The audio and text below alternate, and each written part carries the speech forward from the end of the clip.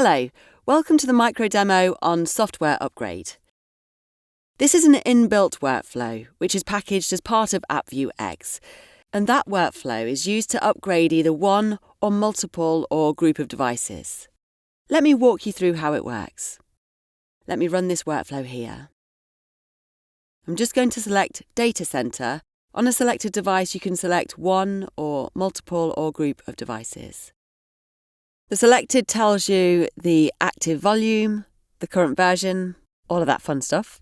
And if you want the ISO files, you can put it in install path and it's going to show up here. So I'm going to select the 15.1 ISO, and you can set up a new volume where you want it to be installed and that you want the QK file to be generated. And if you want to upload that to iHealth portal, you want any case number associated, and if you want to reactivate license automatically, all that. So once you trigger this, it's going to fire the upgrade process that it's going to copy.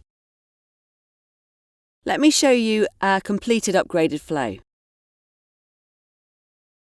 So here's an example of an upgrade flow we've just completed. So what it does is first initializes, and then it transfers the file over to that end device, whatever the files that you've selected. And then it does the base image install on the new partition that has been selected. And it does all the other checks and takes a device backup count of how many objects there are. And it would do a big IP conf content and a whole bunch of other activities. So let's click on the ones that are interesting. Here it would give you a list of the objects and its status, whether it's available, offline, etc. Gives you a snapshot of it. And then it moves the device to offline and then copies the integration. And then force offline on the primary device and then updates it. The most important thing it does, after it goes through the upgrade process, it takes a snapshot of the object and then it does a comparison of the object and the object status. If there are any anomalies, it will then list whether there was any object that was offline and is now online, or enabled that is now disabled, or any changes. It shows up here as the change of status or state. Now it can go and troubleshoot this further and look out for anything that's benign and all of that. And once we approve, then it goes through the further processing, giving the config and synchronizing it to all of those, and then completes the whole process of upgrade. So this gives you an inbuilt workflow as to how this works.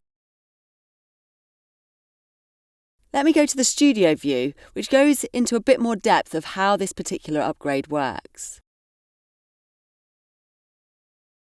So this is the flow of upgrades. You can actually edit the flow as additional steps if you want to change tickets and things like that. You can do config fetch before and after, and then do additional comparisons. So all you have to do is just click on it and update that particular change. And first thing is to disable this, and then you'd be able to select on any of those boxes, and then you would be able to make changes to it. So all these Lego blocks, which you can edit and make changes to the blocks accordingly. There are subflows in this as well. For example, just for upgrade, you can have a subflow, and that subflow does the work for that. So you can nest those flows into a larger flow. So in this, it only does the config fetch and updates that. And similarly, there could be other subflows that you can use, which is used in the main flow for defining the upgrade. For example, anything that has this double flow is a subflow. I can double click it. It will then give me that software upgrade flow, the base image installation, and make sure that that base image is completed. So I can go into the individual flows either updated, or I can create my own flow or subflow as needed.